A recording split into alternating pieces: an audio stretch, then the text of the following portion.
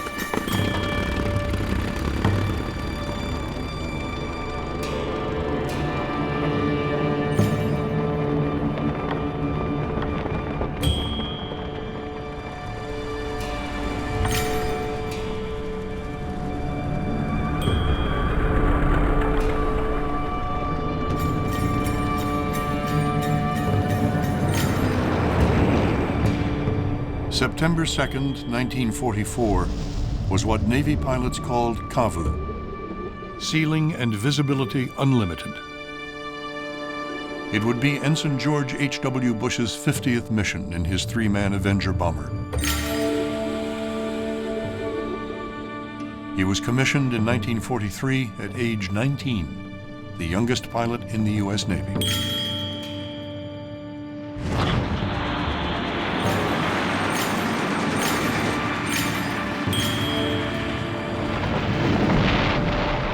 Bush had seen action in June over the Mariana Islands in one of the biggest air battles of the Pacific War. The target September 2nd was a Japanese radio tower on the tiny island of Chichijima. Bush dove into black puffs of anti-aircraft fire. Suddenly, I felt the plane jolt, he remembered, and the smoke started pouring in. He finished his bombing run, banked out to sea so the crew could get out, and bailed out himself. Looked up and the parachute had been ripped up and landed in the water, swam over, got into my little life raft. The submarine USS Finback, on patrol for downed pilots, rescued him. I remember seeing that submarine surface and remember it pulling alongside, and I remember a bunch of bearded guys staying there.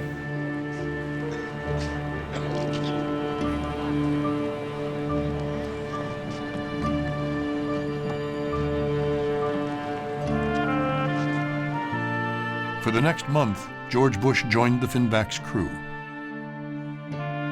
Aboard, he agonized about the fate of his gunner, Ted White, and radio man John Delaney. One went down with the plane, the other's chute never opened. It still plagues me if I gave those guys enough time to get out, the former flyboy said with quiet emotion almost 60 years later. I think about those guys all the time. He was an emotive and emotional leader, much more emotional than people thought. He cried quite readily. One thing that made George Bush a less appealing candidate was that he refused to show his emotions. But he had been taught not to show his emotions. That's not what a man did, a man of his generation and of his upbringing. And so the public saw a slightly awkward man who didn't seem quite ready to share his true self with them. When you got to know him, the human side, the emotional side was there. It came out. I'll never forget the beauty of the Pacific, Bush would say of the watches he stood at night. he had time to think about how much family meant to me.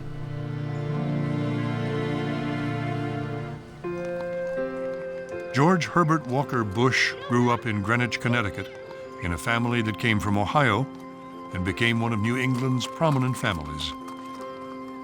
His grandfather, Samuel Bush, made his fortune in railroads in Columbus.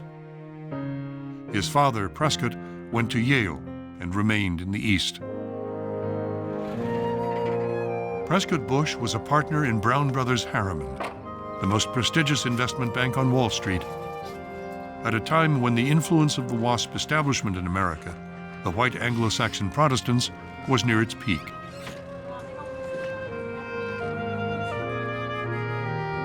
Averell Harriman, Prescott's colleague and one of the firm's founding partners, was an aide to President Franklin Roosevelt in World War II. He then became U.S. ambassador in Moscow. His partner, Robert Lovett, was Assistant Secretary of War. After the war, they were among a group known as the Wise Men, who helped President Truman fashion the policy of containing the Soviet Union. Prescott Bush was very much at home with the Wise Men, the essentially bipartisan, consensus-seeking, post-World War II statesmen. If you think of people like Robert Lovett, they didn't run for office. They exercised enormous power and influence from appointed positions.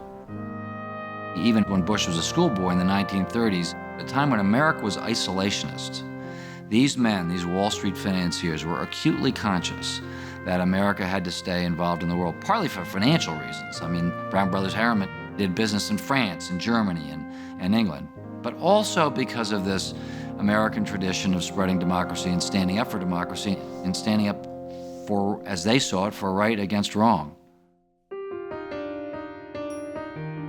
George Bush was raised in this milieu, people of wealth who devoted themselves to government service. His father, who later became a senator, was the moderator of the Greenwich town meeting when George was a boy. He was George's model for public service.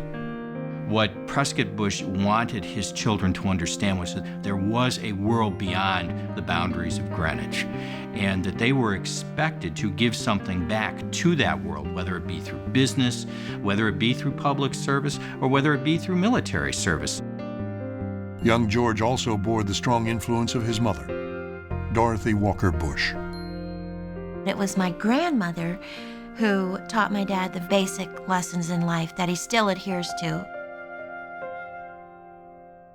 My dad was playing soccer in elementary school, and he came in and he was thrilled with himself because he'd scored 3 goals. And he said, "Mom, I've scored 3 goals." And she said, "Well, that's nice, George, but how did the team do?"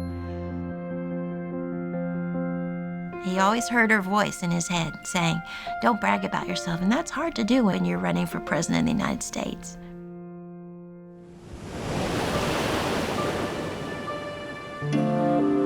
The finback, Bush would write, moved like a porpoise. Water lapping over its bow, the sea changing colors, first jet black, then sparkling white. It reminded me of home and our family vacations in Maine. Bush was the 4th generation of his mother's family to summer at Walker's Point in Kennebunkport. It would become his spiritual home. George bore the name of his grandfather, George Herbert Walker, for whom the Walker's Cup and International Golf Trophy was named. His competitive spirit came from the Walkers. My grandmother was a champion tennis player.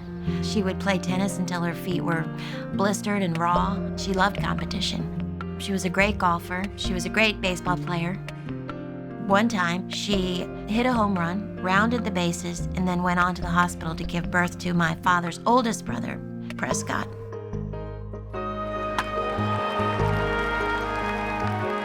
George Bush was captain of his baseball team at Andover, a prestigious prep school in Massachusetts. In fielding drills, he would charge the plate from first base, right down the baseline, streaking in, a biographer would write, laughing with the pure joy of contest. That's why he was the one for captain. It was the glint of Walker's steel his teammates saw. They wanted their team to be like that. At Andover, Bush listened to radio broadcasts on the history of aviation in America. Wings over America! Welcome to Yale Unit Base Number 1, ladies and gentlemen. A group of aristocratic Yale students, including Robert Lovett, his father's business partner, had turned their college aero club into the first Yale unit. The Millionaires Unit, as the press dubbed it, became the nucleus of the Navy Air Corps and an inspiration for George to become a naval aviator. Our standard long-range bombardment airplane is known in the Air Corps as the B-17, the Boeing Flying Fortress. Today, our world is presented with the clearest issue between right and wrong which has ever been presented to it. Andover's commencement speaker warned on June 14, 1940, shortly after Hitler launched his blitzkrieg. The speaker was Henry L. Stimson, a Republican, a Wall Street lawyer, the very embodiment of the East Coast establishment. A few days later, President Franklin Roosevelt, a Democrat, named him Secretary of War. When Bush was an impressionable 16-year-old schoolboy, he heard Henry Stimson give a speech about the coming threat from Nazism, from fascism, that it was the duty of the country to stand up to fascism. This was 1940. This is early in the game. A lot of Americans are still isolationists, but Stimson is telling these schoolboys, look, it's up to you young leaders, future leaders of America, to stand up to evil and fight back. These were words the 16-year-old schoolboy never forgot. Stimson, whom Bush regarded as a towering world figure, returned to Andover 2 years later and urged the graduating class to go to college before joining the service. Bush rejected both Stimson's advice and his father's. Later that day, he enlisted in the U.S. Navy. It was June 12, 1942, his 18th birthday. His father took him to Penn Station, and George said his father put his arms around him and had tears in his eyes when he said goodbye. That was, Bush recalled, the first time he saw his father cry.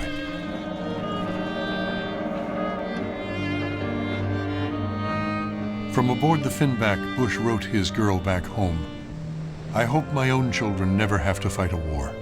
Friends disappearing, lives being extinguished. It's just not right. Barbara Pierce grew up in Rye, New York. Her father, who was a director of McCall's publishing company, commuted to New York on the same train as Prescott Bush. When Barbara was 16, she met George, age 17, at a Christmas dance in Greenwich. Well, he was the handsomest living human I ever saw, and maybe the nicest, most relaxed. They played a waltz, and he said, I can't waltz. So we sat down and talked, and that was sort of it. But I fell in love at first sight, practically. George's mother invited Barbara to Kennebunkport when he was on leave in August 1943. His whole family was up here, and we were never left alone. They had 4 uncles and 4 young brides, and a grandmother and grandfather, and his mother and father. So we had to walk around outside. And we sort of got engaged secretly. We were way too young to be engaged.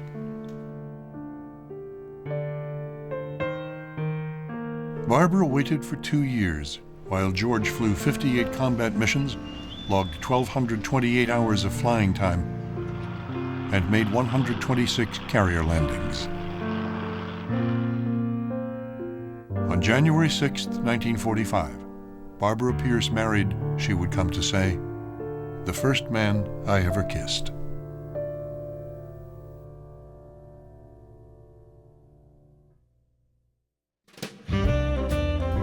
After the war, Bush followed his father and his brother Prescott and entered Yale.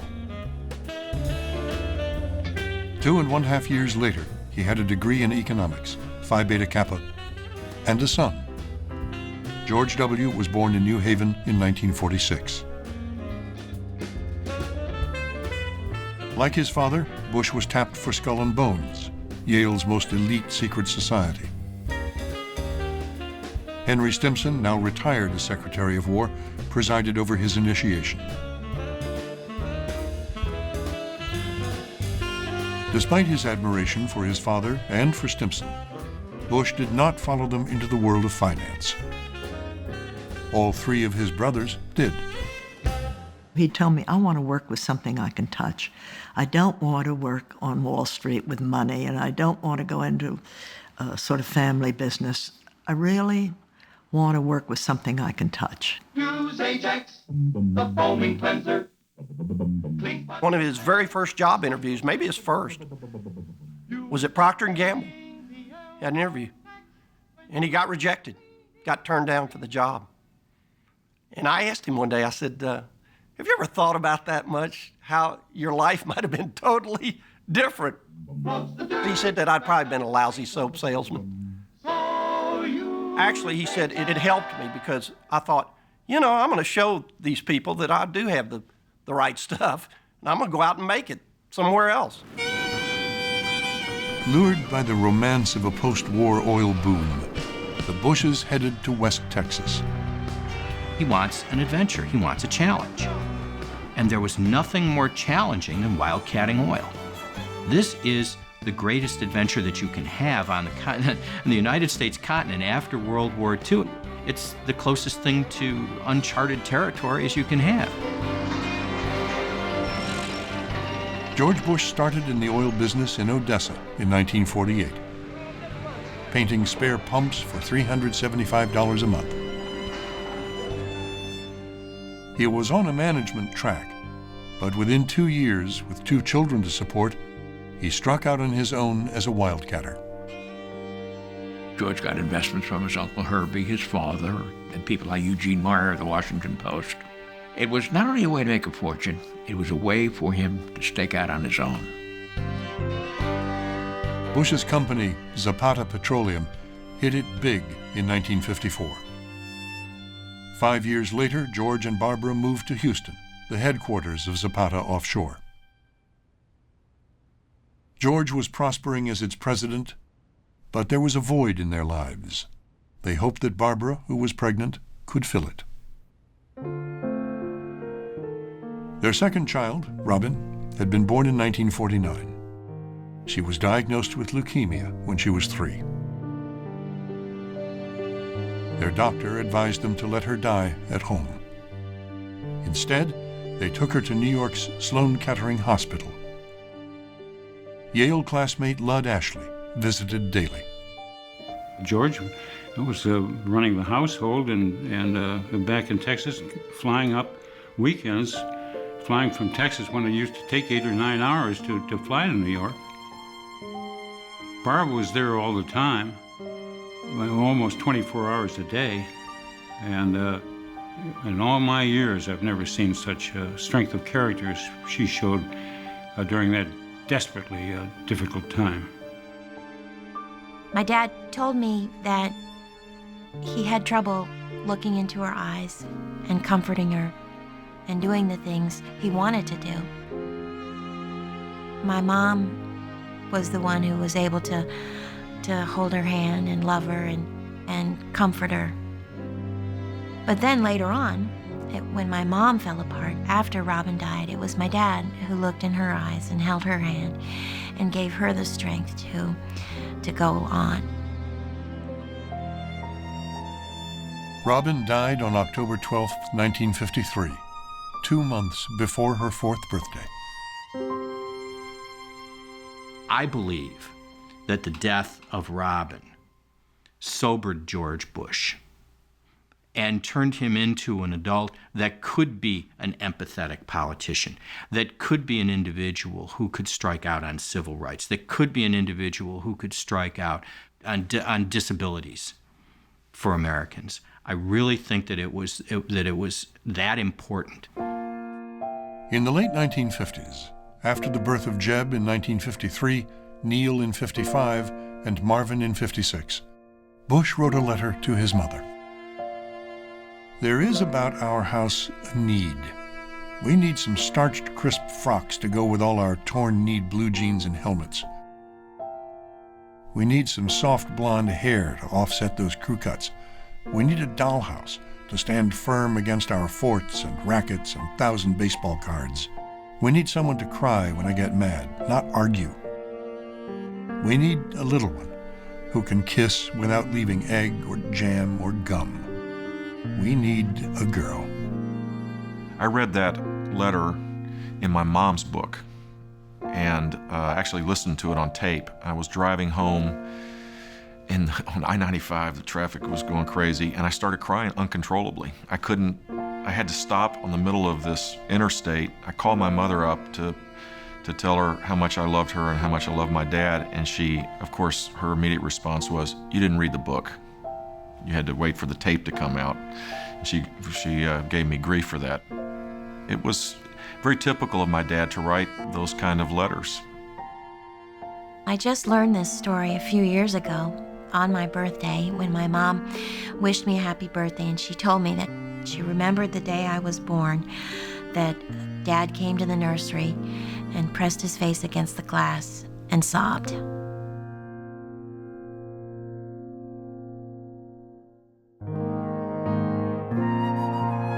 The success of Zapata Petroleum, Bush recalled, gave me the financial base to risk going into public life.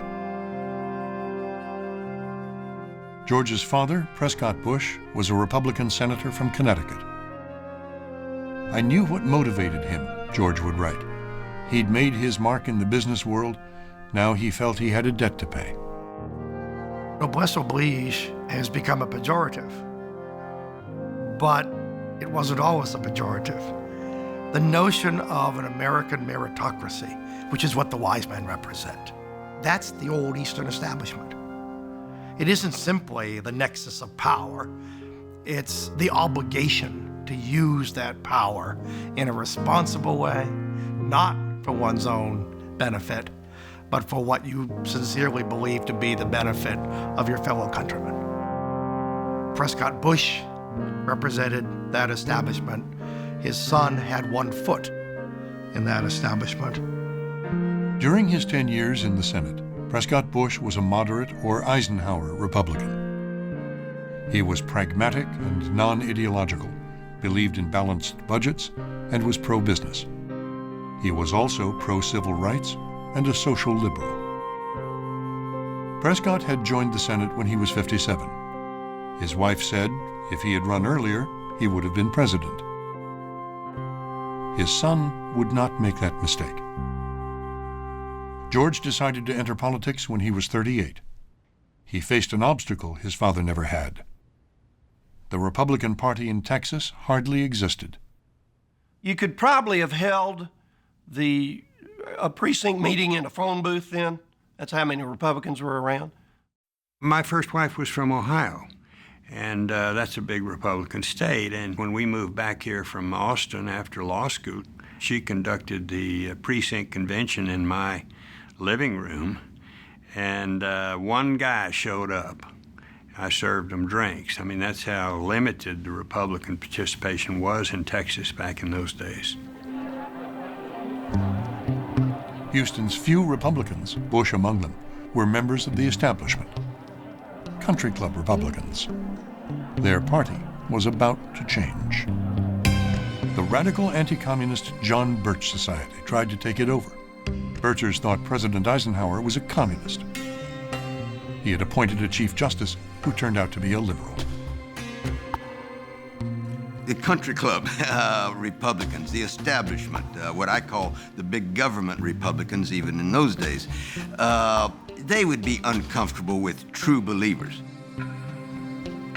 People who really have deeply held philosophical, ideological beliefs makes, establishment Republicans uncomfortable, quite frankly. In 1962, George was asked to run for chairman of the Harris County Republican Party to keep the Birchers out. It was his first political campaign. I'm not voting for another country club asshole, one of the right-wingers said. You can just forget it. George stepped right into the middle of it. And, you know, I have loved George Bush for 40 years, but he does have one failing. He does not recognize an enemy. My dad at that time was president of McCall Corporation, and they printed and published Red Book, Blue Book, and McCall's. And they set out, one meeting we went to, the lights went out, someone was speaking, and papers were all passed down. When lights went on, it said, Mrs. Bush's father is a communist. He prints the Red Book. Crazy. They said things like, George is a Rockefeller plant, or, you know, he grew up in the East, he's not one of us, he's liberal. After he won his race, Bush wanted to give some Birchers positions in the party. George, you don't know these people, a colleague warned. They mean to kill you. George Bush's instinct politically is to bring people together, to be a uniter. And so he didn't come in a confrontational style to slam the door on and throw all the Birchers out. His idea was, let's get the Birchers and have some common meeting ground with them, because if we want to beat Democrats, we need those people. Bush saw another opportunity to expand the party after groundbreaking legislation on civil rights was introduced in June 1963 by President John F. Kennedy. Next week, I shall ask the Congress of the United States to act, to make a commitment it has not fully made in this century to the proposition that race has no place in American life or law. Civil rights was about to tear the country and the Democratic Party apart. Many Democrats in the South were committed to segregation. As they saw their party support integration, they began to seek refuge in the Republican Party. Poor white workers in Texas and elsewhere felt there was a threat of all these hordes of blacks becoming unleashed and competing with them for status and jobs. And so you have the mass turnover of the Republican Party in the South, state after state. Among the disgruntled Democrats in Houston were dock workers who felt their jobs would be threatened by African-American workers. They sought out the new Republican chairman, George Bush. They were segregationists.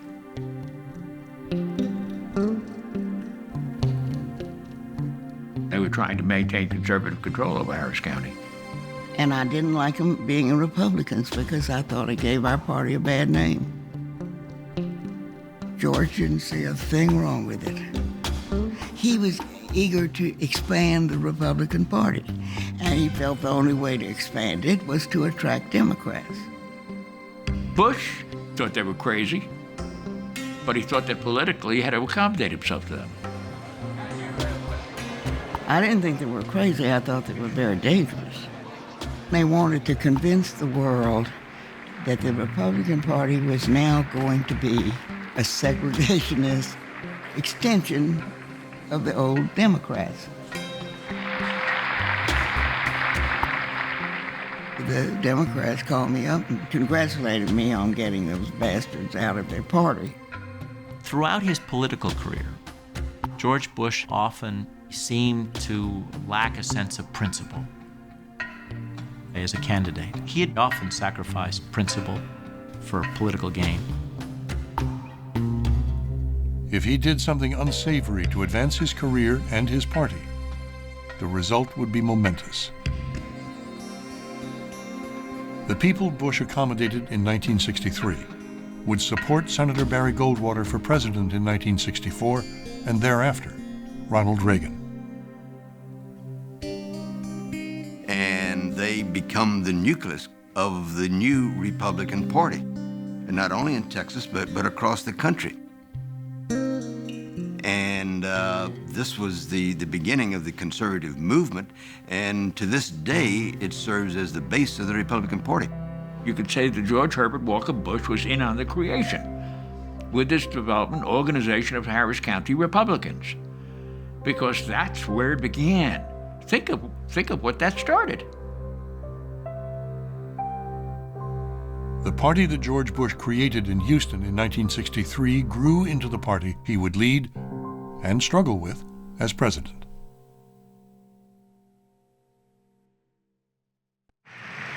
Those who do not care for our cause, we don't expect to enter our ranks in any case. The champion of Americans who had flocked to the Sun Belt in the 1950s, Senator Barry Goldwater of Arizona led a sagebrush insurgency in 1964 against the Eastern establishment. He ran against big government, the New Deal, labor unions, and liberal or Rockefeller Republicans. Everything Prescott Bush represented, Goldwater saw as a threat to individual freedom. I would remind you that extremism in the defense of liberty is no vice. Prescott Bush tried to keep Goldwater off the ticket. Where the father saw danger, the son saw opportunity. George Bush ran for U.S. Senate, embraced Goldwater, and begged his father to keep quiet. After winning the first Republican primary in Texas history, Bush tried to unseat liberal Democratic Senator Ralph Yarborough. It was a bold move for someone who had only been a county party chairman. Ralph Yarborough is the darling of the AFL-CIO bosses and the Committee on Political Education. I'd like my children to be able to pray in school if they want to. And I'd like that right to be a part of our Constitution. While young George, the oldest Bush boy, is already a college freshman. He spent his entire summer working at Bush headquarters, assembling campaign materials, answering phones, and sweeping up, too. We think George Bush is quite a man, a real American, a real Republican, a responsible conservative. Bush ran to the right. He denounced the United Nations and pledged to vote against Kennedy on civil rights. Like Barry Goldwater, he argued federal enforcement of civil rights was a violation of states' rights. George Bush was anxious to launch his political career, and there was a fervor in the Republican Party for conservative principles in those days, and that was not his ideology, but he felt, in order to get elected, I will go along. I won't try to convert people to my belief. I will flow with them.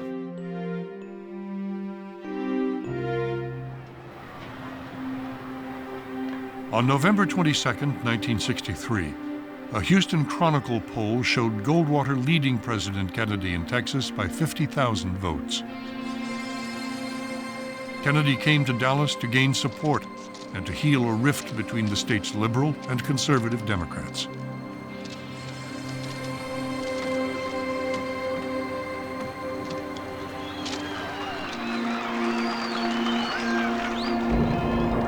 Kennedy's assassination that day reshaped the political landscape. After the assassination, it was awfully uphill. Not that anybody gave up, I must say, starting with him. It was a real vigorous contest because he inspired so many new people to come to the Republican side. Although Bush got 200,000 more votes in the state than Barry Goldwater, more than any Republican ever had, Texans voted the ticket led by their native son, the new president, Lyndon Johnson. Bush was trounced.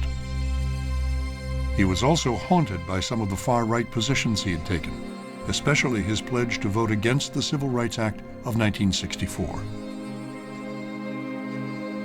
And George wrote me a letter saying that he was so troubled about this vote because he didn't want his children or anyone to consider that he was voting against integration. 2 years later, George Bush ran for Congress from a Houston district more moderate than Texas as a whole. He was elected handily, the first Republican congressman from Houston since Reconstruction. One issue he faced was about to explode. It was the heyday of the civil rights movement. African Americans demanded equal treatment under law. I'm asking Congress to bar discrimination in housing and to secure other very basic rights for every citizen. I'm doing this for one reason, because it is right. I'm doing it in the name of millions of Americans, both white and Negro, who object to treating their fellow citizens one way on the battlefield and another way in the country that they're fighting to defend. In 1967, President Johnson proposed to ban racial discrimination in housing. His Fair Housing Bill came to the floor for a vote on April 10th. Once again, the race issue would force George Bush to take a stand. And you got to wrestle with your conscience, and you got to listen to people. It doesn't come so easy to me that this is right, that's wrong. It's never that simple. The tough votes are the ones that you just agonize over, and then you do what you think is right. Bush did not vote as a Goldwater Republican. He supported Lyndon Johnson. Many in his district were outraged. Dad got a lot of death threats. People called up on the phone. Velma Johnson, an African-American staff member in my dad's office, picked up the phone, and the person on the other end was rambling and screaming ugly, nasty things. Tears were streaming down her face. My dad grabbed the phone from her and said, "I don't know who this is. This is George Bush. Don't you ever call here again and treat anyone on my staff like that again." He was threatened and denounced and vilified for having betrayed his political constituents. And there was one woman who had been a big supporter of George's, and she wrote him a letter and said that she felt that she'd been violated and that he would never be welcome in her house again. Mainline Republicans in those days were against open housing, and they were absolutely convinced that they were against him, would never vote for him, would vote for recall. I offered to talk to some of his main money backers, because a lot of them were furious at him. And he said, no, just get them together and I'll talk to them. Bush prepared to meet not just his funders, but his rank-and-file supporters. He said that he was going to face an angry crowd and that he was being fitted for iron underpants for whatever they might decide to do and when they had him on the griddle. On April 17, 1968, Congressman Bush addressed a hostile audience of 400 at Houston's Memorial High School. There were boos, hisses. It was ugly. There was sheet lightning in that auditorium that night. They were out to get George Bush. They were unhappy with George Bush. It was not a pretty scene. I thought my heart would just really stop. I was so afraid of what might happen. People said he ought to be killed. Once all the hubbub died down, he defended his vote on that piece of legislation. Your representative owes you not only his industry, but his judgment, Bush told his audience, quoting 18th century philosopher Edmund Burke. And he betrays instead of serving you if he sacrifices his judgment to your opinion. I voted from conviction, he explained, not out of intimidation or fear, but because of a feeling deep in my heart that this was the right thing for me to do. Earlier that year, Bush had visited U.S. troops fighting in Vietnam. When he went to Vietnam in 1968, he came back with a very strong sense of outrage that although blacks were so prominent in the American military and so prominent among those who were giving their lives, that they were treated so poorly in this country. Now, Bush asked his audience, How would you feel about a black American veteran of Vietnam returning home only to be denied the freedom that we as white Americans enjoyed? Somehow it seems fundamental that a man should not have a door slammed in his face because he is a Negro or speaks with a Latin American accent. And I'll tell you, by the time that speech was over, the atmosphere in that auditorium had changed considerably. It had transformed. It was one of the few times I ever saw a few words completely transform an audience. It's probably one of the most dramatic incidents in all of George's public life, including when he was president. Tonight I got on this plane, Bush wrote a friend, and this older lady came up to me. She said, "I'm a conservative Democrat from the district, but I'm proud and will always vote for you now." And suddenly, somehow, I felt that maybe it would all be okay. And I started to cry, with the poor lady embarrassed to death. More than 20 years later, Bush would write, "I can truthfully say that nothing I've experienced in public life before or since has measured up to the feeling I had when I went home that night." Once in office, George Bush tended to follow his conscience. That vote in 1968 put his political future at risk. He survived. He would not always be that lucky.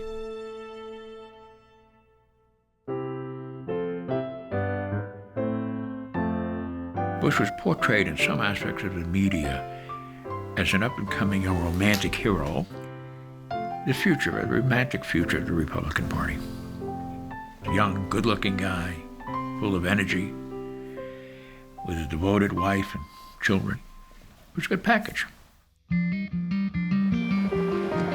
In 1970, President Richard Nixon asked Bush to run for Senate, again against Ralph Yarborough, promising him a job if he lost. Bush's House seat was secure. He was a member of the powerful Ways and Means Committee, and he was torn. He had often reached across the aisle to vote for legislation important to his fellow Texan, President Johnson. Now he consulted LBJ. "Son," Johnson said, "I've served in the House and in the Senate too. And the difference between being a member of the Senate and a member of the House is the difference between chicken salad and chicken shit. Do I make my point?" Why don't we get started? My dad chose the chicken salad. Today, I'm announcing my candidacy for the United States Senate. It hasn't been an easy decision.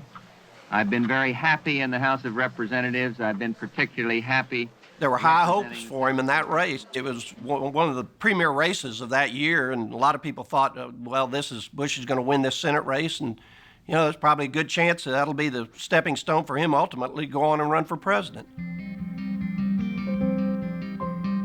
Bush asked his friend James Baker, a prominent Houston lawyer with deep Texas roots, to run his campaign. I lost a wife to cancer when she was only 38 years of age. And George Bush was my tennis doubles partner, and he came to me and he said, "Bake," he said, "you need to take your mind off your grief. How about helping me run for the Senate?" And I said, "Well, George, that's great, except for two things. Number one, I don't know anything about politics. I'd never done anything in politics. And number two, I'm a Democrat." But he said, "We'll take care of that," and we did, and I changed parties. Bush had confidence that he could beat Ralph Yarborough this time. Texas was growing more conservative. Then Lloyd Benson, a businessman more conservative than Bush, challenged Yarborough in the Democratic primary and won. The Nixon White House moved into action.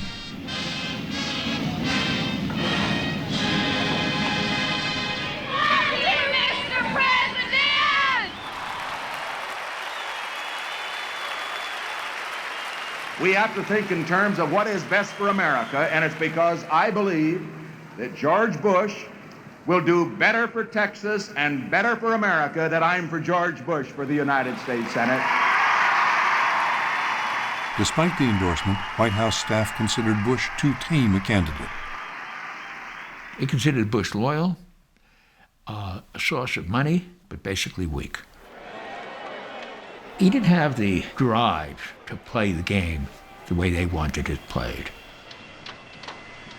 He was too much a gentleman, the aristocratic gentleman, and that's what Prescott Bush was. Many of Yarborough's liberal Democratic supporters considered Bush a more attractive candidate than Benson. But the polarizing presence of Richard Nixon convinced them to vote against Bush. Early on, the networks called it for Lloyd Benson. And I was up in the suite with him there, and he just kind of sunk deeper and deeper into the couch there. And finally, somebody said, well, it's time to go downstairs and concede. And he felt pretty low. And nobody likes to lose, but certainly he ran a good, tough race. I feel kind of like Custer, you know, there were too many Indians. Well, there are too many Democrats in some of these counties, I guess. But the other thing is that I have a horrible problem between now and kind of figuring this out because I can't think of anybody else to blame. Thank you very much.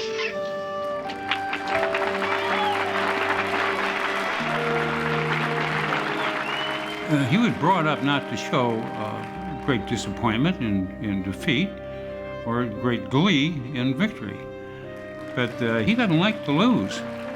He does not like to lose. Yeah, I think in defeat you grope for things that are happy, and it's hard. But I think I would be less than frank if I said I felt good or could see anything from a personal standpoint to be excited about at this point. We're hurt, and we lost when we wanted to win. With 2 unsuccessful Senate campaigns, Bush's political future was in doubt. He would try to advance his career in the tradition of the wise men by serving presidents in administrative posts, jobs to which he was well suited, but which, to many, seemed a dead end.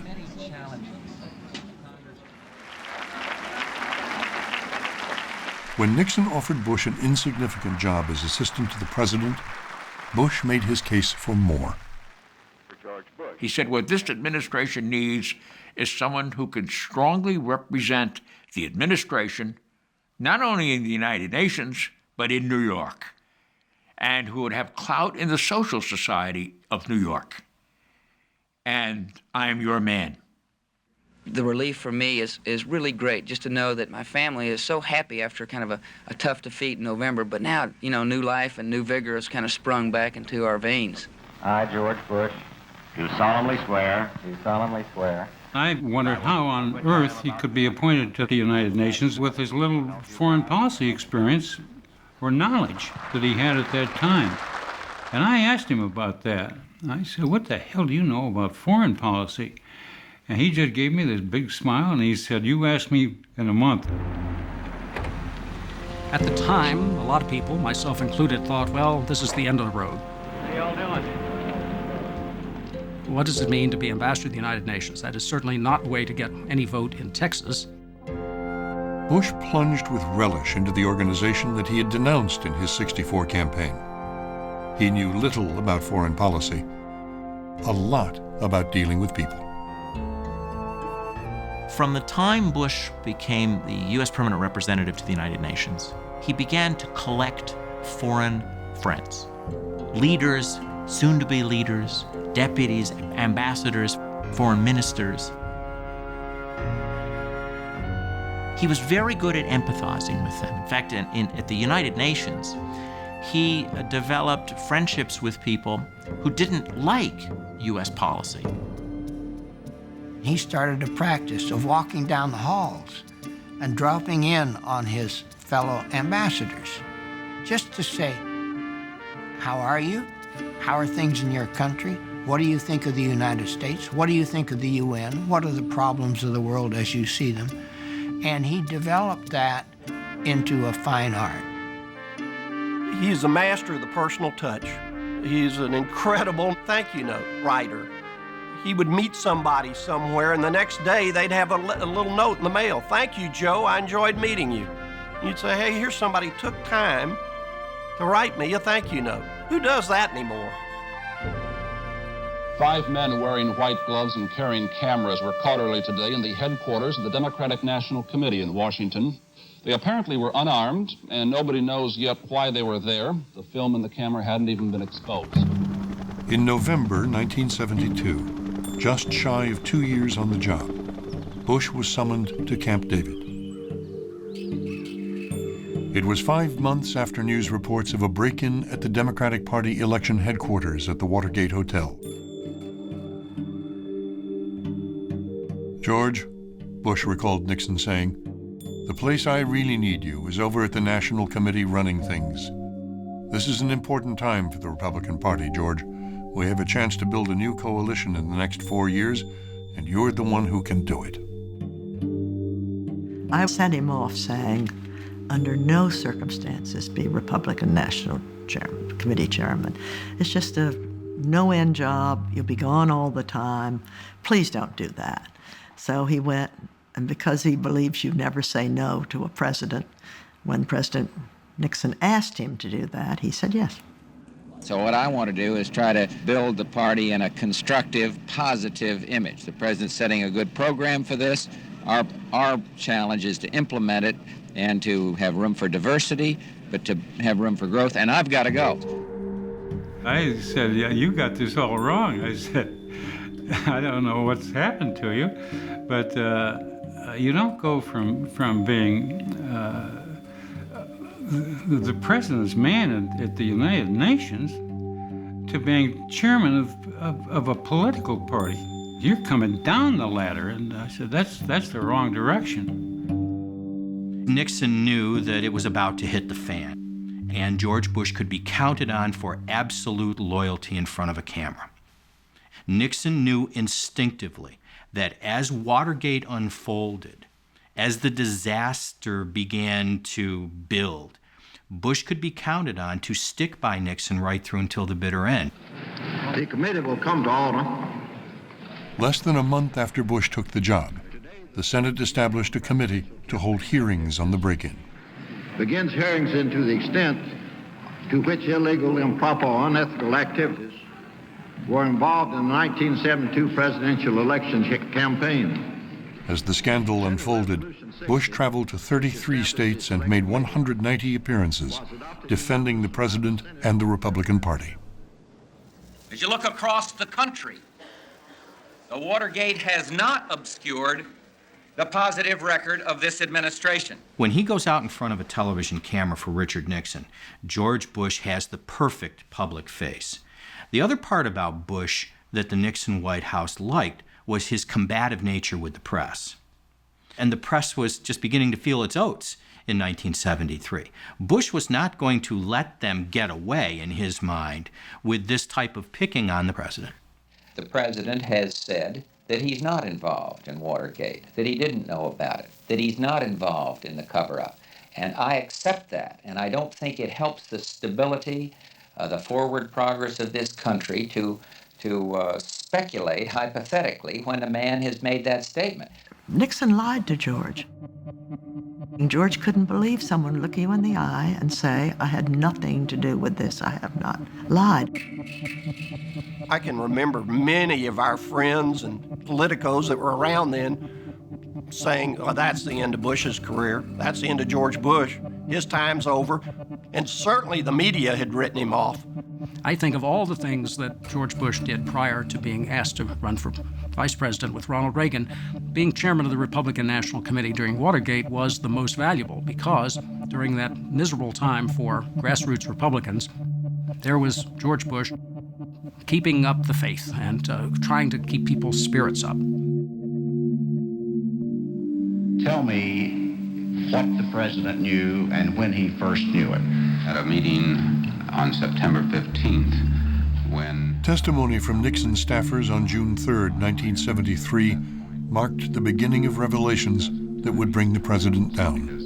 Didn't want them to occur before the election. "I've never seen such an unhappy man as George was during this period," a White House insider recalled, because now all of us had come to the conclusion that we'd all been lied to for many, many months.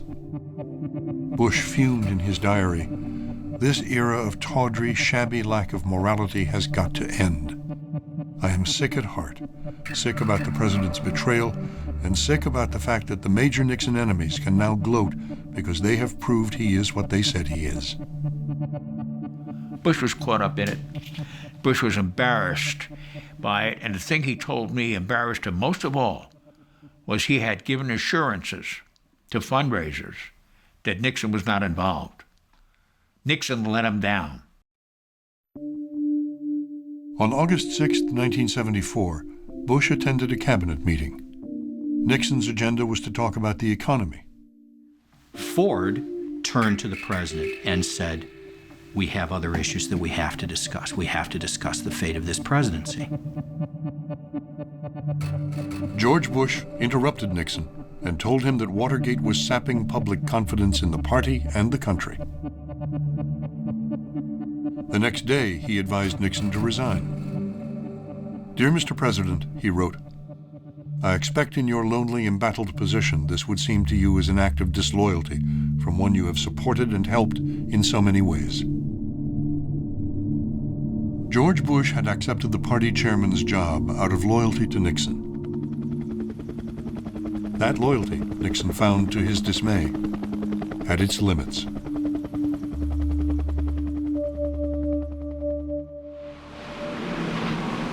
In August 1974, Bush retreated to Kennebunkport. Here he feels at peace. It's roots of his family. His mother was born here. He'll tell you it's kavu. Now, I never can remember what that means, but ceiling unlimited, ceiling and visibility unlimited. And that's what he feels about Kennebunkport, Maine. He's at peace here. President Gerald Ford, Nixon's successor, was about to choose his vice president. Bush was the first choice of party leaders. At Walker's Point, he anxiously awaited the news. Barbara Bush called up, says, "Come on over, got to do something with George. He's getting a little finicky over here." So I go over, and there he is underneath the toilet, fixing toilets.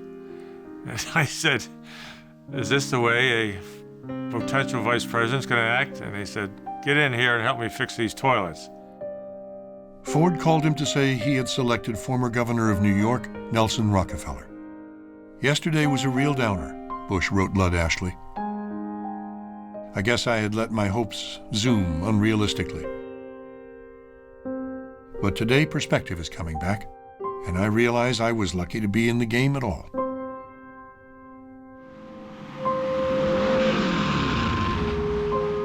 It's his way of relaxing, and it's nonstop. It's just from one event to the other. I often say that in his crankcase, there's no reverse, and there's no neutral. There's just drive. And that's all there is in this crankcase. He's just always on the go.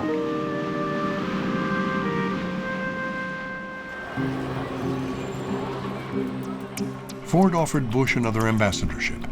He could have chosen England or France, but he chose China. A friend recalled, he wanted to get as far away from the stench of Watergate as possible. After little more than a year, another odor wafted his way. Congress was investigating CIA abuses. We must insist that these agencies operate strictly within the law. The Bushes were bicycling in Beijing when a cable arrived from Secretary of State Henry Kissinger. Would Bush take over the CIA? It just was a huge shock, and George got the message, and then he called George W. and said to him, "George, please call your brothers and sisters and see how they'd feel about my coming home and heading the CIA." And George called back in about an hour and said, "They say come home."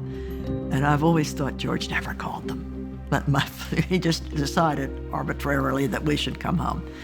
And I thought then that this was the end of politics, that this would be just the end of our political life. Here are my heartfelt views, Bush cabled Kissinger. I do not have politics out of my system entirely, and I see this as the total end of any political future. But if this is what the president wants me to do, the answer is a firm yes. To keep the CIA apolitical, Bush would have to renounce a spot on the 1976 ticket. Some of my friends have asked me, why do you accept this job?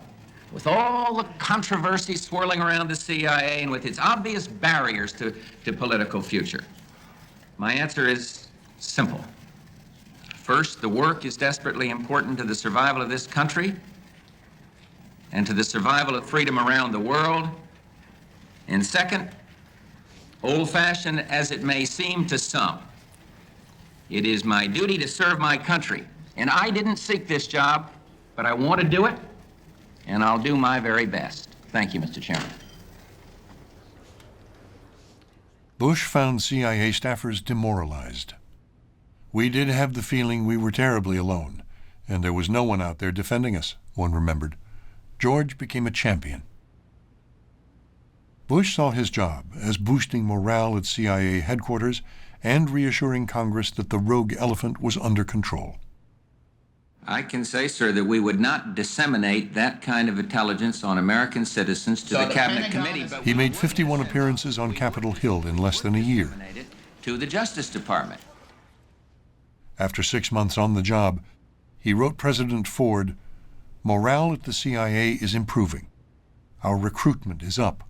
Our people are willing to serve abroad and to take the risks involved." When Jimmy Carter was elected president in 1976, Bush offered to remain at the CIA to burnish the agency's reputation as bipartisan. There is increasing speculation that CIA Director George Bush may be asked to stay at his post during the new administration. But as he arrived today, he and Carter aides all refused comment on that. I'm going to use the same ground rules that we had before, which is we're here to have a professional intelligence briefing. Bush became the first CIA director to be dismissed by an incoming president. Here was Bush having made this concession in order to reaffirm the CIA post as being non-political, only in the end to see himself forced out because of the advent of a new administration. Well, Bush was determined to fight back and fight back into the political arena.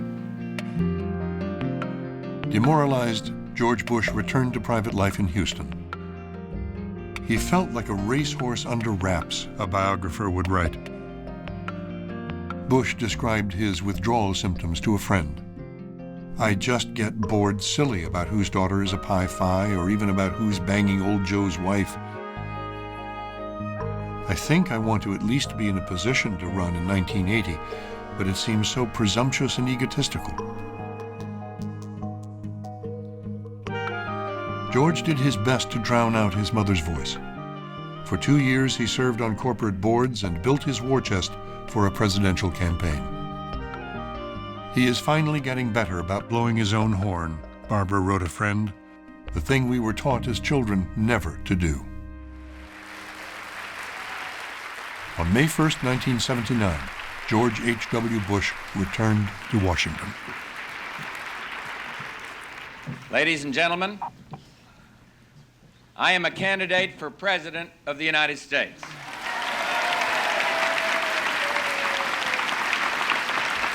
Before responding to questions, I would like to introduce you to my family. My mother, Mrs. Prescott Bush, who some of you may remember. My wife, Barbara, most of you know.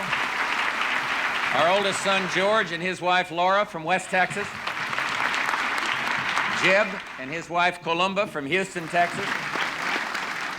Bush distanced himself from the Republican frontrunner, Ronald Reagan, the conservative governor of California, by invoking language used by President Eisenhower. There is in our affairs at home a middle way between the untrammeled freedom of the individual and the demands for the welfare of the whole nation. In 1 year, Bush traveled 329 days, calling in all his chits from the years at the Republican National Committee. In a surprise victory, he defeated Reagan in the Iowa caucus. Iowa has set something in motion. The forward momentum is clearly established, and I am absolutely convinced I will be your next president. Thank you very much. In the important New Hampshire primary, Reagan challenged Bush to a one-on-one debate and agreed to pay the cost of the event. At the last minute, in a clever ploy, Reagan wanted to change the rules to include the other candidates. I'm sorry. Bush and the moderator stuck to the original agreement. Mr. Green. Would you turn that microphone off, please? I am paying for this microphone, Mr. Green. That night, George Bush learned how formidable a candidate Ronald Reagan could be. George Bush is like a boy who was dropped off at the wrong birthday party. He's just so awkward and doesn't know what to do, and he looks a little bit miffed. I have been invited here as the guest of the national newspaper. I will play by their rules. I'm their guest, and I'm very glad to be here. Thank you very much. Bush lost New Hampshire, but continued to challenge Reagan, ridiculing his so-called supply-side tax policy, the notion that taxes could be cut without reducing spending. This theory that Governor Reagan is talking about, what I call a voodoo economic policy. Reagan appealed to staunch anti-communists and social conservatives, two of the groups Bush had welcomed into the Republican Party in Harris County almost 20 years before. As a moderate, George Bush was chasing the caboose of the party he had helped to create. By May, campaign manager James Baker urged him to pull out. Reagan had collected sufficient number of delegates to be nominated, and my advice to George at the time was that we ought to fold up our tent and not go out to California and try and contest Reagan in his home state, because if we did that, there'd be no chance whatsoever that he would be put on the ticket. I have asked, and I am recommending to this convention that tomorrow, when the session reconvenes, that George Bush be nominated. In many ways, George Bush was what Ronald Reagan pretended to be. As an actor, Ronald Reagan played the war hero. Bush was a war hero, a decorated naval aviator. Ronald Reagan played the athlete. Bush was the captain of his Yale baseball team and played twice in the college championship game.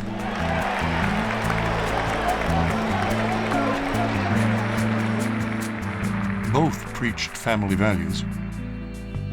Only Bush could point to a happy family.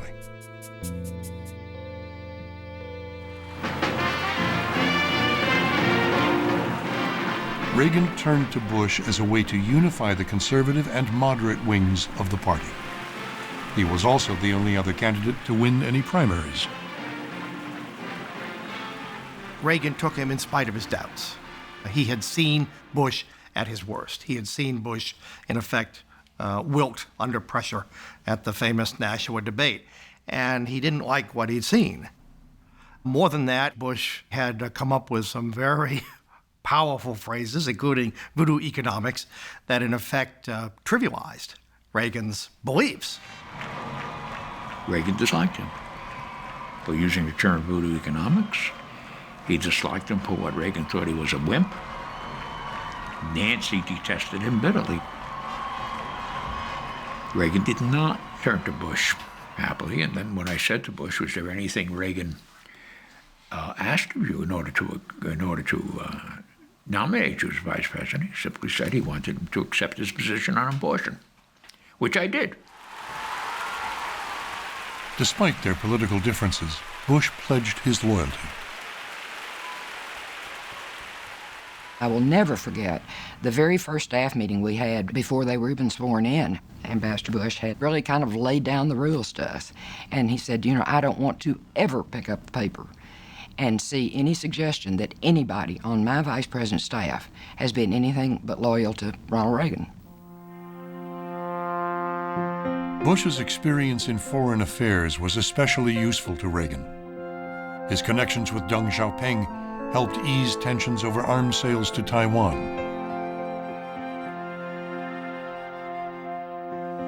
His message in El Salvador was stop the right-wing death squads or Congress will cut off aid to fight communist insurgents. To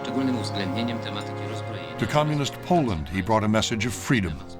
Poland should be strong and prosperous and independent and play its proper role as a great nation in the heart of Europe.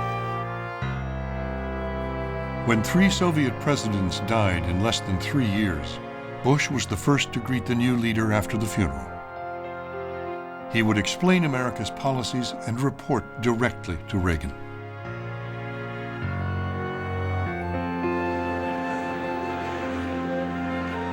Bush's deep interest in foreign policy served him well until a report broke that the Reagan administration was secretly selling arms to Iran in exchange for help releasing hostages held in Beirut, a violation of its own policies.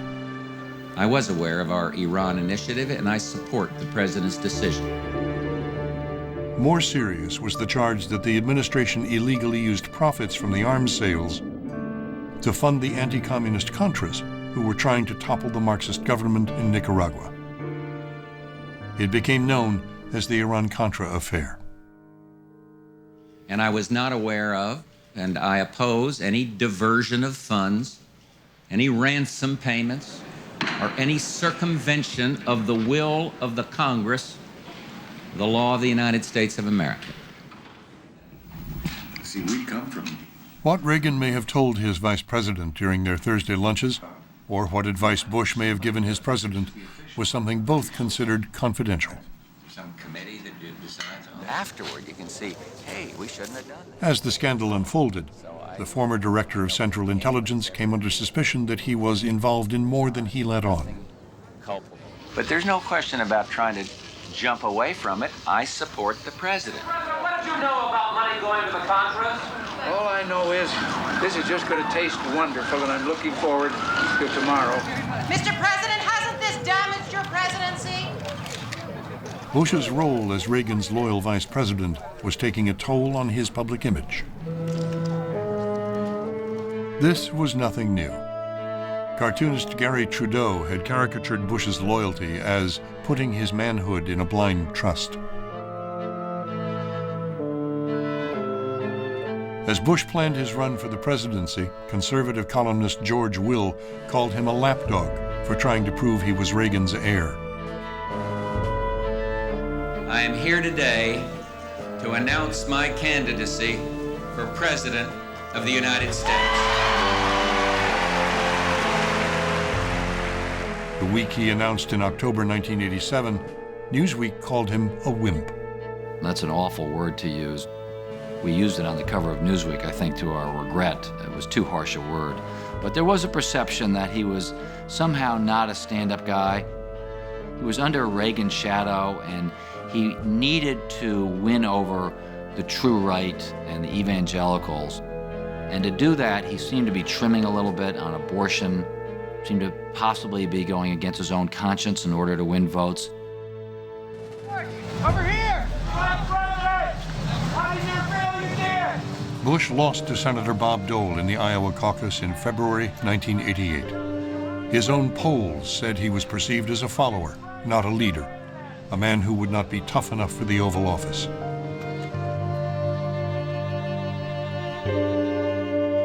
He was trailing Dole in the critical primary in New Hampshire. A loss could mean the end of his presidential hopes. Yet he remained hesitant to say anything bad about his opponents. I'm not taking shots at the other candidates. I'm not trying to get myself up a notch on the ladder by shoving somebody else down on the ladder, whether it's a candidate or the President of the United States or anybody else. I just don't believe that's the way one ought to campaign. I've never done that. And so I feel comfortable saying what I am for. I'd been the chairman of the Republican National Committee. He didn't speak ill of other Republicans. He believed that he had to talk about his record, his experience, his ability to be president, and let people make their mind up. He was less inclined to talk about his challengers at all, really. You gotta go negative, Bush's young campaign manager Lee Atwater told him. You just gotta.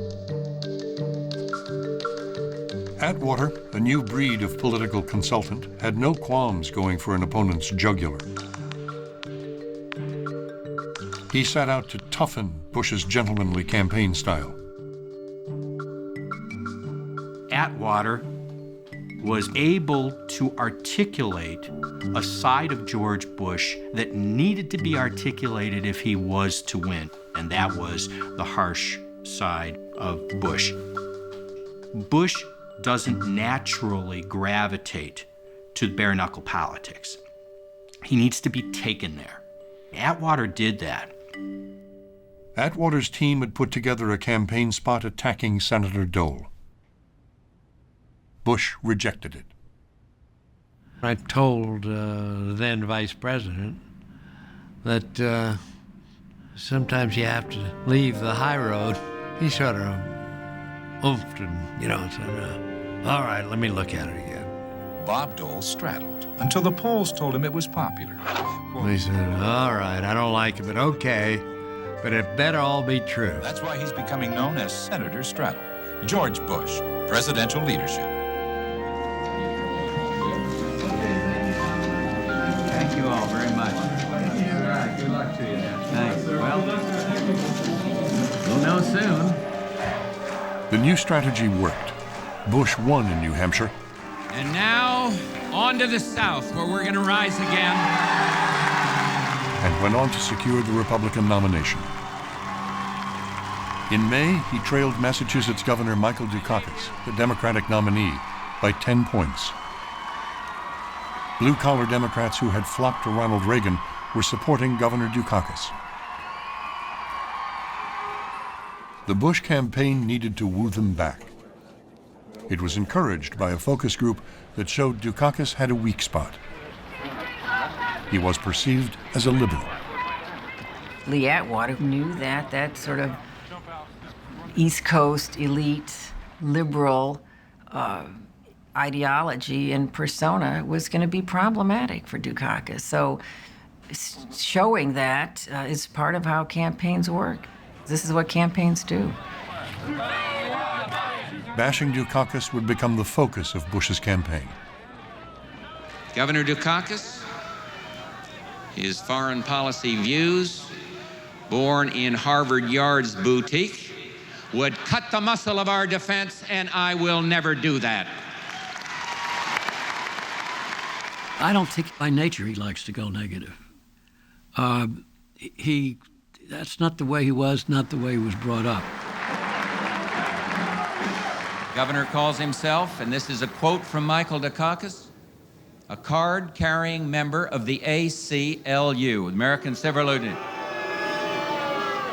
I haven't joined the ACLU, nor do I have any plans to join the ACLU. So you get down to differences. He may not have liked it, but it isn't as if you were trying to make him take a drink of castor oil or something like that. He knew exactly what had to be done in the long run. Prescott Bush's son is not comfortable with the culture of handlers and spin doctors and pollsters and focus groups and determining what your convictions are by asking a group of strangers in a supermarket in Secaucus, New Jersey. On the other hand, he'll do it if that's what it takes to win the presidency. Thank you. I accept your nomination for president.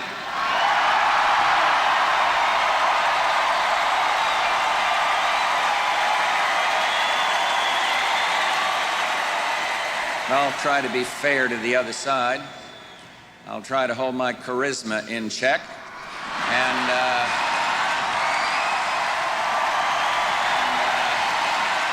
Where is it written that we must act if we do not care, as if we're not moved? Well, I am moved. I want a kinder and gentler nation. That phrase, Bush thought, would appeal to moderates turned off by Reagan's harsh edges. Another line, inspired by a Clint Eastwood movie, would counter the wimp factor and project an image of strength.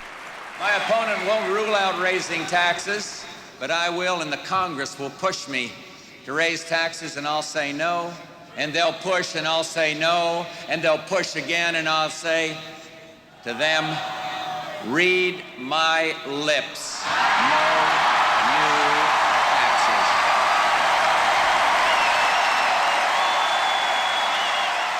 And it appealed to his sense of good fun. And he did it with gusto. And of course, it knocked the ball out of the park. I thought it was ill-advised, and I argued against keeping it in. The no new taxes part was going to be very difficult to live with. It was the single best speech in Bush's career. It was Bush at his most animated. It was Bush at his most telegenic. The camera does not love George Bush. He never did any better than this speech, even as president. Bush had cut Dukakis's lead in half. After Labor Day, the attack on Dukakis intensified.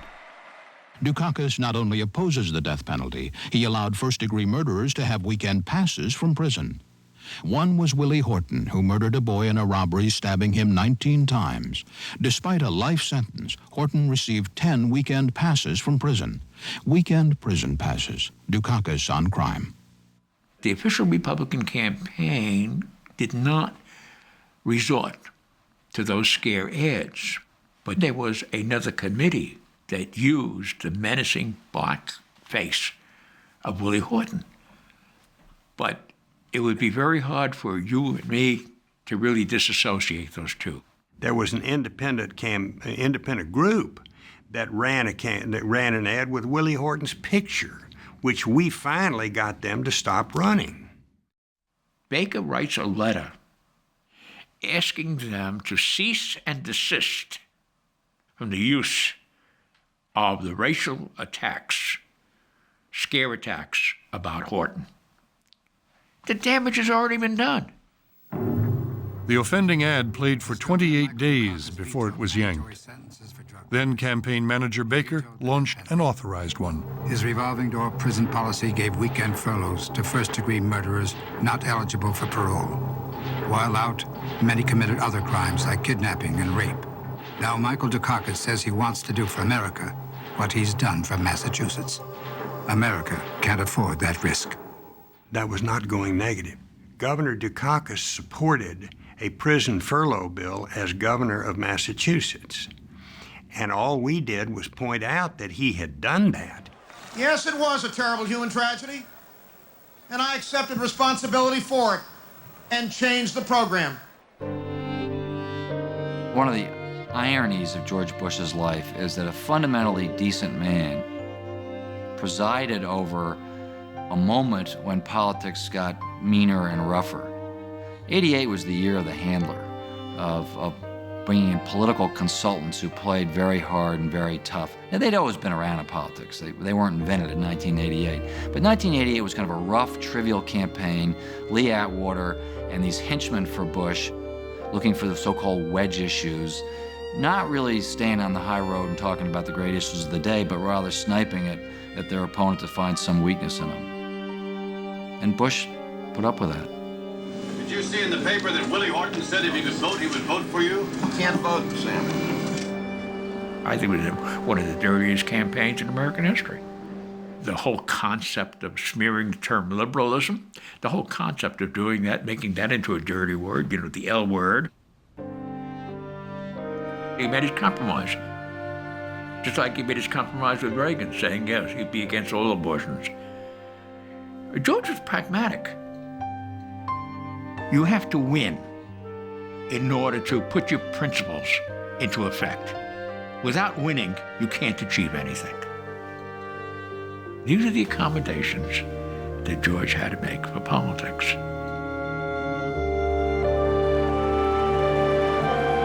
Look at those numbers, folks. In November 1988, George Herbert Walker Bush soundly defeated Michael Dukakis to become the first sitting vice president since Martin Van Buren in 1836 to be elected president. Ronald Reagan, who had doubts about Bush 8 years earlier, came to feel he was the most qualified president-elect in American history. They became good friends. When Bush went to the Oval Office for the first time as president, he found a note from Reagan. "God bless you and Barbara," it read. "I'll miss our Thursday lunches. You'll have moments when you want to use this stationery." Bush placed the note in his desk. On his desk, he placed a picture of Robin. They would remain there for his entire term in office. The first photo was with his mother. His competitive spirit had come from her, and his sense of modesty. She had taught him never to call attention to himself. Yet for 8 years, he had seen Reagan inspire Americans with a sense of drama and celebratory spectacle. Reagan's conservative revolution had swept Bush onto the national stage. George H.W. Bush was Ronald Reagan's heir. He spent the entire 8 years as vice president, traveling the length and breadth of this country, saying, "Trust me, I am a conservative, and if I'm ever elected president of the United States, I will govern as a conservative."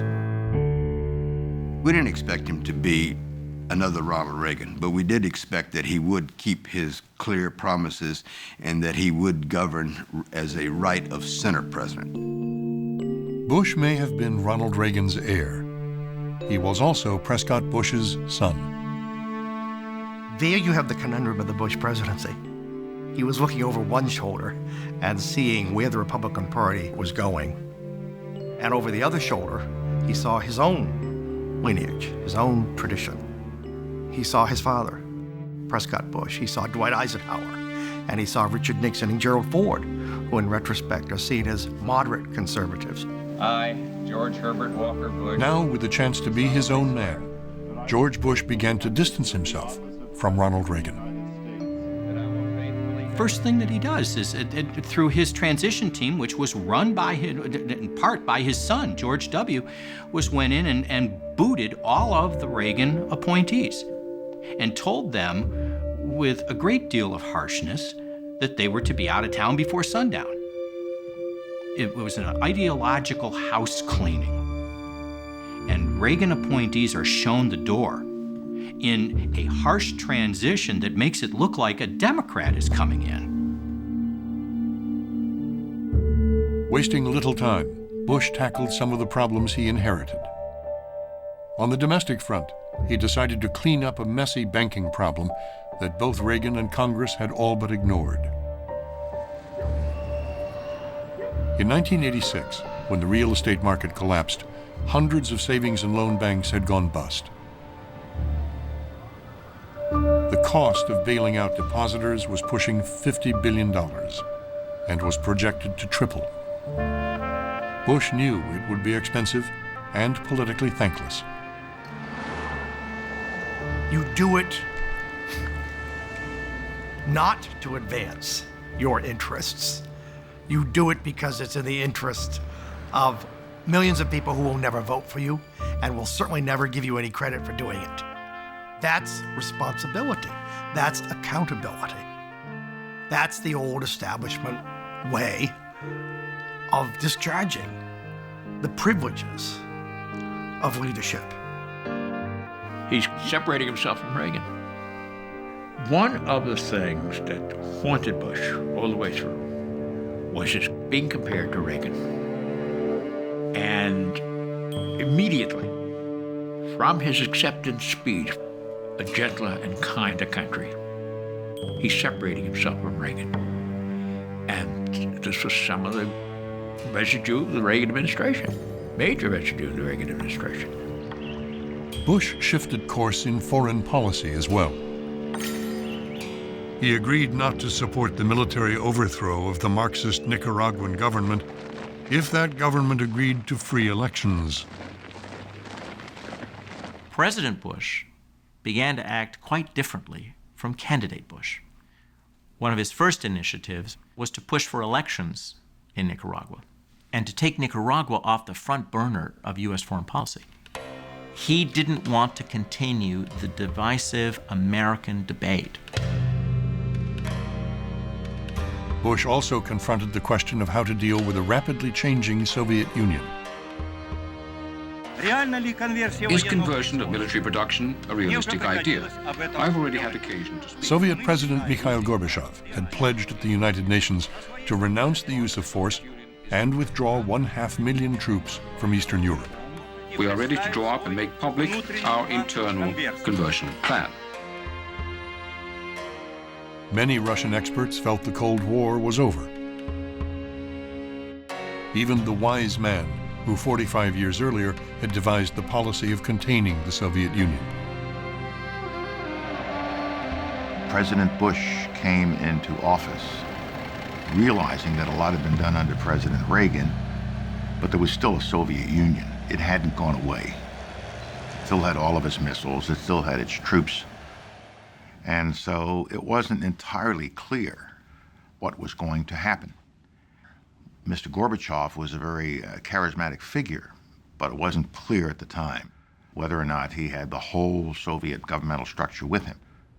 And so there was a degree of caution and a degree of, let's study this.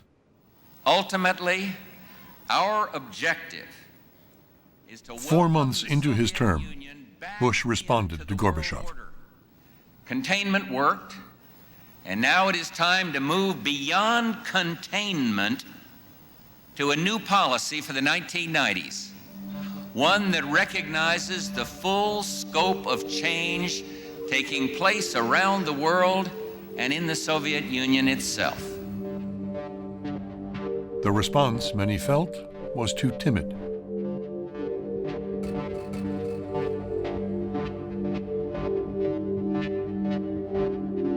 A New York Times editorial said if an alien spacecraft landed and looked for Earth's leader, it would be taken to Mikhail Gorbachev. Gorbachev was encouraging reforms, definitely. And he believed and said that if we wanted change in our country, if we wanted to abandon the old system in our country, how could we prohibit or inhibit change in our neighbors? Bush did not meet the Soviet leader for almost a year. He did respond to the changes Gorbachev had encouraged in Eastern Europe. In Poland, the anti-government solidarity movement routed the communists in free elections, the first break in the Iron Curtain in more than 40 years. The challenge for Bush when he arrived in Warsaw in July 1989 was not to provoke a backlash by Poland's communist leader, General Jaruzelski, or Kremlin hardliners. Thank you, Mr. Chairman, for your hospitable and gracious words of welcome. We extend the heartfelt best wishes of the American people. And here, in the heart of Europe, the American people have a fervent wish that Europe be whole and free. Bush spent time with Poland's reform leader, Lech Wałęsa. He spent more time with Jaruzelski. The president, I think, really understood that a lot of the folks that were there doing the Russians' bidding were still Poles first and cared about their country. And he tried to create a structure in which the strong hand, supported by this Soviet Union, became a part of the solution rather than opposition to the solution. He was determined that no one was going to feel that they had been defeated. He was very aware, I think, of the Versailles syndrome, that Germany had felt defeated after World War I, humiliated after World War I, and that had brought to power Adolf Hitler. He saw what was going on in Eastern Europe as a very delicate process. that involved holding the hands of both the reformers and the old-style communists. It was an art form that George Bush was very good at. He understood that most people generally have good intentions. You just have to find a way to get them to work together in order to bring them forward. Bush encouraged the reforms Gorbachev had allowed. His active role came after the reform movement spread to East Germany. In August, East Germans sought asylum at the West German missions in Prague and in East Berlin.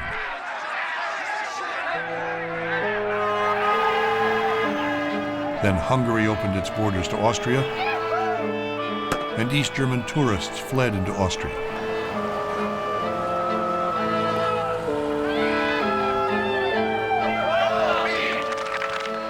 As protests for reform grew in East Germany, the British and the French grew more worried about a reunified Germany. In the first half of the 20th century, they had suffered from German aggression in 2 world wars. In the second half, with Germany divided, Europe had been at peace. The possibility of a reunited Germany did not worry George Bush. Do you think a reunified Germany would be a stabilizing force in Europe or a destabilizing force? Well, I think there is, in some quarters, a feeling, well, a reunified Germany would be detrimental to the peace of Europe, of Western Europe some way, and I don't accept that at all. Simply don't. Yeah, Frank? They can't turn back the clock, Bush told the press. The change is too inexorable. One writer called this a verbal volley heard around the world. His pronouncements before the wall came down were probably among the most unstaffed comments by any president of the United States. I can tell you that it was wonderful to have the president come out and say Germany ought to unify and unify as quickly as it can on terms that are acceptable to Germans, because we didn't have any debates inside the administration about whether Germany ought to unify. The president had already said it was going to unify. Our job then was just to make it happen. He was out in front of all of us. Germany loomed large in the history of post-war Europe, and arguably of the whole US-Soviet competition. The Soviets felt that their share of Germany was a prize that they had won for beating Hitler. They also saw their slice of Germany as their front line, as a defense against future attacks. Bush saw that with care, he could get the Soviets to give up what had been their great prize. This is where Bush actually got ahead of most of the foreign policy analysts and most of the leaders in the free world. The Soviets had built the wall dividing Berlin in 1961 to keep East Germans from fleeing. Now, in early November 1989, Gorbachev prodded East Germany's leader to open its borders to avoid an explosion. Within days, the Berlin Wall, the very symbol of the Cold War, was breached. Well, I don't think any single event is the end of what you might call the Iron Curtain. But clearly, this is a long way from the harsh days of the harshest Iron Curtain days. A long way from that. You know, in what you just said, this is a sort of great victory, but you don't seem elated, and I'm wondering if you're thinking of the problem. I'm just not an emotional kind of guy. You know, he famously said that his mother told him as a boy not to indulge in braggadocio. And if there was ever a time when any other American president would have been tempted to indulge in braggadocio, it was 1989, 1990, the end of the Cold War, the great victory of the West over the Marxist experiment, over the evil empire. The wall had inspired some of the Cold War's most memorable presidential rhetoric. Therefore, as a free man, I take pride in the words, Ich bin ein Berliner. Mr. Gorbachev, tear down this wall.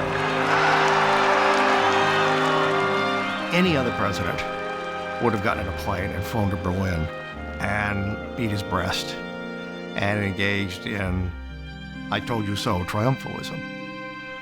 And Bush not only didn't need to do that, he had the strength of character to resist everyone around him who told him that that's what he should do as president of the United States and leader of the free world. I was one of those who thought he should go to Berlin. He should be at the wall for Kennedy, for Reagan, for all of those who had wanted the wall to come down. He should go there. He wanted to have the end of the division of Germany be a German moment. It was a moment for Germany to come to terms with its division, and it was a moment for Germany to celebrate that division had ended. Bush's self-restraint was more than modesty and courtesy. He had geopolitics in mind. He remembered when Hungarians had revolted against their Soviet-backed regime in 1956, and the CIA led Hungarians to believe the U.S. would rush to their support. He did not want East Germans to expect the U.S. Army to rescue them if the Soviets ordered a crackdown. More important, Bush wanted to work with Gorbachev to end the Cold War. He worried that grandstanding in Berlin could provoke a coup in Moscow. He actually said to Gorbachev on the phone that I will not be dancing on the wall. That is, I think, something that Gorbachev appreciated, because he didn't want, additional problems for himself within the country, from the hardliners, from the conservatives within the party. If anything happened that could have been conceived as humiliating to Gorbachev. It is impossible to exaggerate the importance of that cool-headedness and delicate approach at a time of international change, revolutionary change in international politics. At home, Bush's restraint was met with criticism and ridicule. I urge President Bush to express the sense of elation that all Americans feel as the East German people cross and erase barriers that have imprisoned them for decades. Even as the walls of the modern Jericho come tumbling down, we have a president who, at least for now, is inadequate to the moment. The wall coming down, me, enthusiastic but prudent, out in front of the situation, not too far, playing it just right. East and West Germans voted to unify, and Bush wanted the unified Germany in the Western camp, in NATO. Gorbachev was clearly not predisposed to have a unified Germany be in NATO. How could that be good from the Soviet point of view? The divided Germany had, after all, been the epicenter of that ideological conflict, and the Soviet Union had most of its Warsaw Pact forces and clearly its most elite forces in East Germany. So how was this going to work?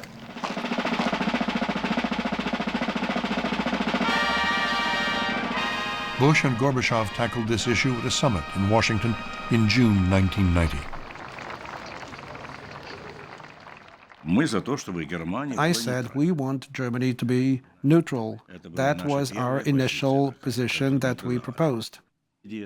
This was the subject of very passionate debate.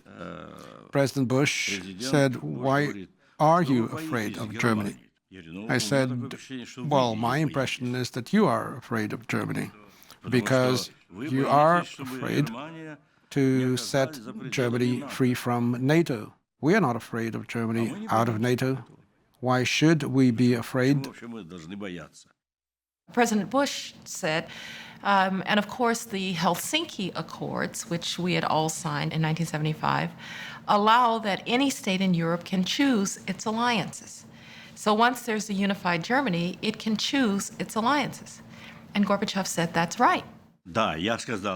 Yes, I said, well, if you insist, then it is not up to us to decide which alliance Germany would join, so let the Germans decide whether they would want to be a part of the Warsaw Treaty or a part of NATO or to be a neutral country.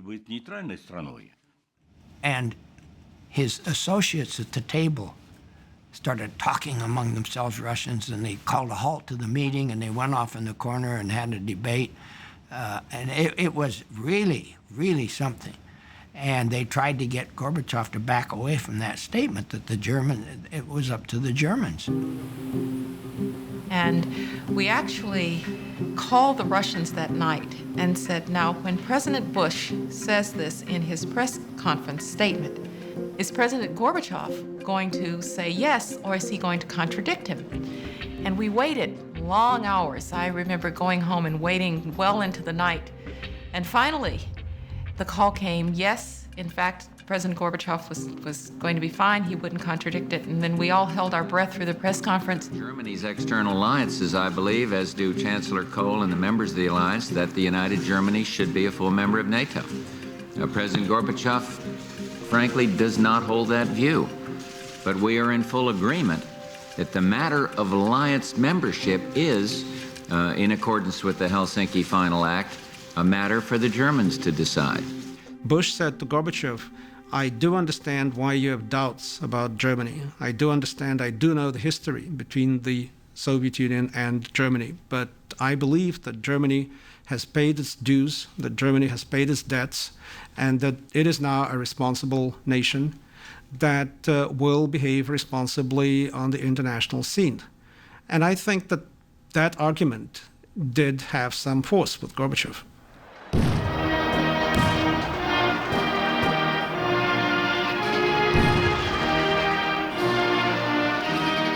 That was one of the seminal moments in unifying Germany. And President George H.W. Bush was the only person that I think who could have pulled it off, just because of his personal qualities and the way that he thought about diplomacy.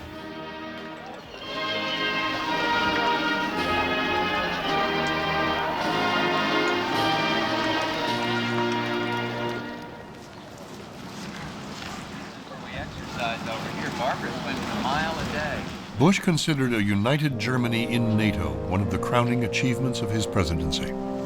Thank you. See you later. One historian called it one of the greatest moments in the history of American statecraft, after Jefferson's Louisiana Purchase and the diplomacy of the so-called wise men who, at the start of the Cold War, planned the policy of containing the Soviet Union.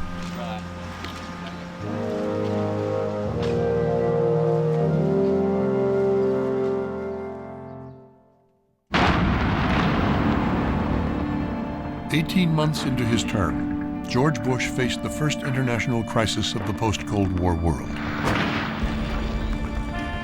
On August 1st, 1990, Iraq's President Saddam Hussein invaded neighboring Kuwait in a dispute over oil fields.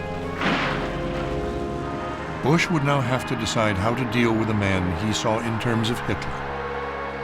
How he would meet that challenge would test all his skills as president. His actions would propel him to the heights of popularity. That would make his rejection by the American people less than 2 years later all the more bewildering and painful.